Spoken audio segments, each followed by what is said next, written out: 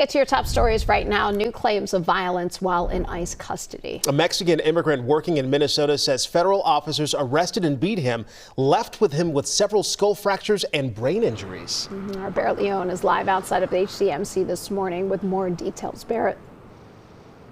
Hey, good morning, Heather. AJ, right now, that man is still recovering after he spent 3 weeks here at HCMC. He says it all started outside of a St. Paul shopping center when, quote, federal agents dragged and mistreated him. Now, Alberto Castaneda Mondragon says he was pulled from a friend's car by Immigration and Customs Enforcement agents on January 8th. He says agents threw him to the ground, handcuffed, and beat him. He says he was taken to the detention facility at Fort Snelling, where he says the beating continued. Court records show Castaneda Mondragon suffered 8 skull fractures and 5 brain bleeds, injuries doctors say were life-threatening. Recuerdo que cuando estuvimos en sus oficinas de ICE, yo le dije a él que me dolía demasiado la cabeza, que no podía recordar nada, y él solo absolutamente se rió de mí, me volvió a golpear y caí desmayado de inmediato.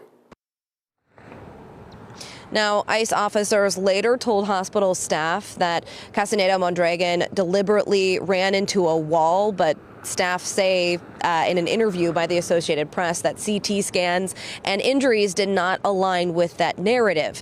Now, a federal judge later ruled that this arrest was unlawful and ordered his release. Right now, we are still waiting for a response from ICE after repeated inquiries for a comment. All right. Well, we'll follow up if we hear back. Barrett, thank you.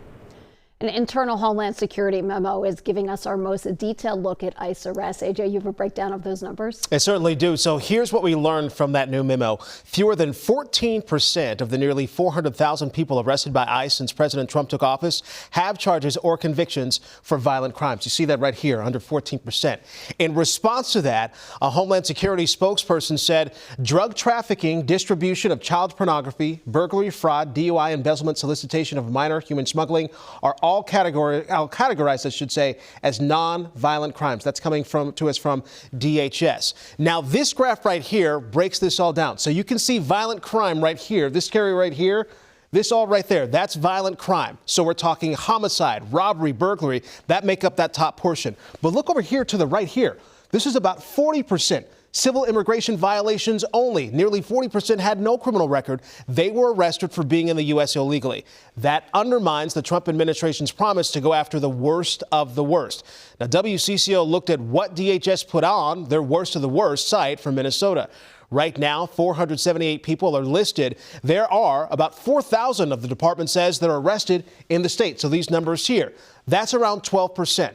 We also spoke with an immigration lawyer who says all of her clients detained by ICE are known to the feds since they're applying for visas and checking in for court dates. None of my clients who have been detained have had any criminal history at this point. The most serious had a parking ticket involving a snow emergency. And since then, nothing has changed, except that ICE happened to see them on the street and decided to pick them up. When it comes to the worst of the worst list, we know 45% of those on the list have a prior conviction for a violent crime. But if you include those other crimes DHS mentioned earlier, that number climbs to 61%. The thing is, one thing we still don't know, people who have been charged but not convicted of a crime. Of course, WCCO is going to continue to bring you the latest information as soon as we learn it. Heather?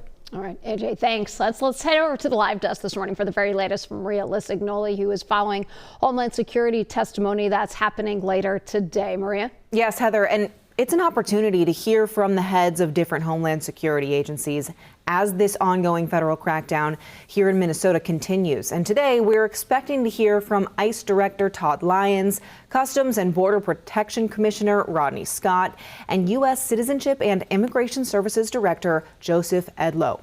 All 3 of these agency leaders have agreed to testify at a full committee hearing in Washington, D.C. today.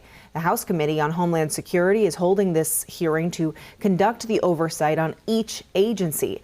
These agency leaders will also appear before the Senate panel later this week. Yesterday, we heard from House Minority Leader Hakeem Jeffries on the state of ICE and DHS funding. ICE is out of control right now.